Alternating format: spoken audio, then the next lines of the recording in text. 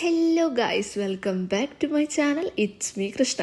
അപ്പോൾ ഇന്ന് നമ്മുടെ ഡേ 2ൻ്റെ വീഡിയോ ആണ് കേട്ടോ. നമ്മുടെ ട്രിപ്പിൻ്റെ ഡേ 2ൻ്റെ വീഡിയോ ആണ്.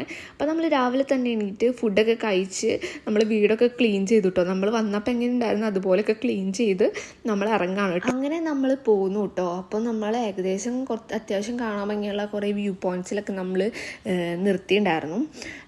അപ്പോൾ നമ്മൾ ഇവിടെ നിന്ന് ഇപ്പോൾ കൗണ്ടി കയറിയിൽ നമ്മുടെ സ്ഥലത്ത് സ്ലൈഗോ ടുബർക്കറി വരെ നമുക്ക് ഏകദേശം 4 മണിക്കൂറോളം നമുക്ക് യാത്ര ഉണ്ട് കേട്ടോ. അപ്പോൾ ഇത് കണ്ടോ, ഇവിടെയൊക്കെ ഫുള്ള് പച്ചപ്പാണ്, നല്ല ഭംഗിയാണ് കാണാൻ വേണ്ടിയിട്ട്. പിന്നെ ഫുൾ മലയാണല്ലോ. ഫസ്റ്റ് പോയിന്റ് ഇവിടെയാണ് കേട്ടോ. ഇവിടെ കാണാൻ വേണ്ടി നല്ല ഭംഗിയുണ്ടായിരുന്നു. അപ്പോൾ നമ്മൾ ഫോട്ടോ ഒക്കെ എടുക്കാമെന്ന് വിചാരിച്ചിട്ട് ഇവിടെ നിർത്തിയിട്ടുണ്ടായിരുന്നു. ഇവിടെ കാണാൻ വേണ്ടി നല്ല ഭംഗിയുണ്ടായിരുന്നു കേട്ടോ. വലിയ ഫുള്ള് കുറേ മലകളും റൈറ്റ് സൈഡിലും ലെഫ്റ്റ് സൈഡിലും വലിയ മലകളായിരുന്നു. അതിൻ്റെ നടുക്ക് കൂടെ ഒരു കുഞ്ഞ് റോഡ് കേട്ടോ. വളരെ ചെറിയ റോഡായിരുന്നു, കാണാൻ വേണ്ടി നല്ല ഭംഗിയുണ്ടായിരുന്നു. അങ്ങനെ നമ്മൾ അവിടെയൊക്കെ നിന്ന് കണ്ടോ, റോഡ് നിങ്ങൾക്ക് ഇതിൻ്റെ ഇടയിൽ കൂടെ ഇങ്ങനെ കാണാം കേട്ടോ. ഫുൾ പച്ചപ്പിൻ്റെ ഇടയിൽ കുഞ്ഞ് ഒരു റോഡ് കേട്ടോ. അങ്ങനെ നമ്മളിത് അവിടെയൊക്കെ ഇറങ്ങി നമ്മൾ അവിടെയൊക്കെ ഇങ്ങനെ നടന്ന് പിന്നെ കുറച്ച് ഫോട്ടോ ഒക്കെ എടുത്ത് നമ്മൾ തിരിച്ചു പോവാണ് കേട്ടോ. അങ്ങനെ നമ്മൾ അവിടെയൊക്കെ കണ്ട് ഫോട്ടോ ഒക്കെ എടുത്ത് നമ്മൾ അടുത്ത സ്ഥലത്തേക്ക് പോവാണ് കേട്ടോ. അപ്പോൾ പോണ വഴിയിലുള്ള ബ്ലനർവയൽ വിൻഡ് മില്ല് കാണാൻ വേണ്ടിയിട്ടാണ് നമ്മൾ വന്നിരിക്കുന്നത്. അപ്പോൾ നമ്മളിത് വണ്ടിയൊക്കെ പാർക്ക് ചെയ്യാൻ വേണ്ടിയിട്ട് പ്ലേസ് നോക്കുകയാണ്. ഭയങ്കര തിരക്കായിരുന്നു, വണ്ടിയൊന്നും ഇടാൻ അത്ര അധികം സ്ഥലം ഉണ്ടായിരുന്നില്ല.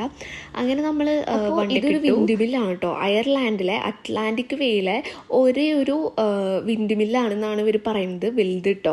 അയർലാൻഡിലെ ഏറ്റവും വലിയ പ്രവർത്തനക്ഷമമായിട്ടുള്ള വിൻഡ് മില്ല് ഇതാണെന്നാണ്. നമ്മൾ നെക്സ്റ്റ് സ്ഥലത്തേക്ക് പോവാണ് കേട്ടോ. നെക്സ്റ്റ് നമ്മൾ പോണത് കിലേണിംഗ് നാഷണൽ പാർക്കിലേക്കാണ്. ഇത് കൗണ്ടി കെറി തന്നെയുള്ള ഒരു നാഷണൽ പാർക്കാണ് കേട്ടോ. ഇത് ഭയങ്കര വലിയൊരു നാഷണൽ പാർക്കാണ്.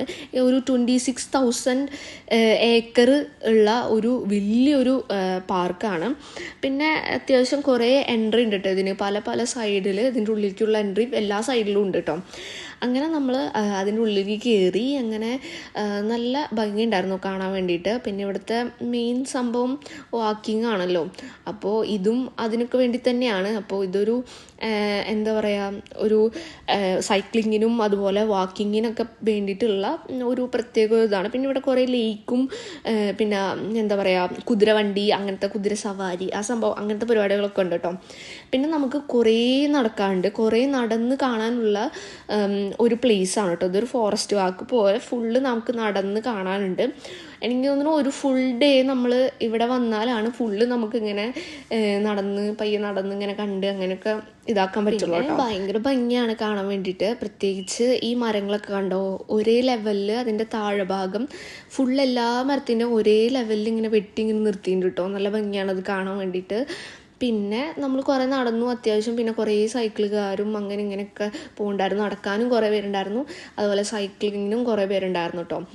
അങ്ങനെ പിന്നെ നടന്നു, കുറേ ദൂരം നമുക്ക് നടന്നു കേട്ടോ. അങ്ങനെ പിന്നെ നമുക്ക് ചെറിയ ഇടവഴിയൊക്കെ കാണുമ്പോൾ കയറി കഴിഞ്ഞ് കഴിഞ്ഞാൽ നമുക്ക് ഫുള്ള് ഒരു കാട്ടിൻ്റെ ഉള്ളിൽ കൂടെ നടക്കണ ഒരു പ്രതീതിയൊക്കെ കിട്ടും കേട്ടോ, അതിൻ്റെ ഉള്ളിലേക്കൊക്കെ പോയി കഴിഞ്ഞാൽ. പിന്നെ അങ്ങനെ നമ്മൾ തിരിച്ചു പോകാമെന്നുള്ളൊരു ഇതൊക്കെ ആയിട്ടോ. നമുക്ക് കുറേ ദൂരമുണ്ട് നമ്മുടെ അവിടേക്ക് പോകാൻ കേട്ടോ. അതുകൊണ്ട് നമ്മൾ തിരിച്ചു പോകാൻ വേണ്ടിയിട്ട് ഇതാക്കണം. അതിൻ്റെ ഇടയിൽ പിന്നെ നമ്മുടെ മെയിൻ പരിപാടിയായ ഫോട്ടോ പരിപാടികളൊക്കെ നടക്കുന്നുണ്ട്. അങ്ങനെ അത്യാവശ്യം നമ്മൾ കുറേ ഫോട്ടോ ഒക്കെ എടുത്തു അങ്ങനെ തിരിച്ചു നടക്കണം കേട്ടോ. അങ്ങനെ നമ്മൾ അവിടെ ഒരു ചെറിയൊരു ഷോപ്പ് കണ്ടായിരുന്നു കേട്ടോ. അപ്പോൾ അതിൻ്റെ ഉള്ളിൽ കയറി.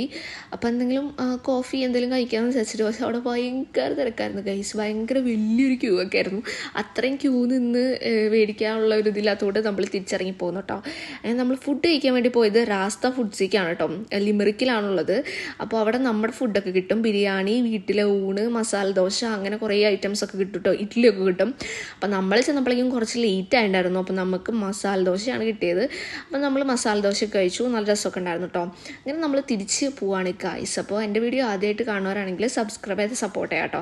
ഇതുപോലുള്ള കുഞ്ഞു കുഞ്ഞു വീഡിയോ ഒക്കെ ആയിട്ട് ഞാൻ വീണ്ടും വരുന്നതായിരിക്കും. അടുത്തൊരു വീഡിയോയിൽ കാണുന്നതായിരിക്കും. Bye. Thank you so much for watching.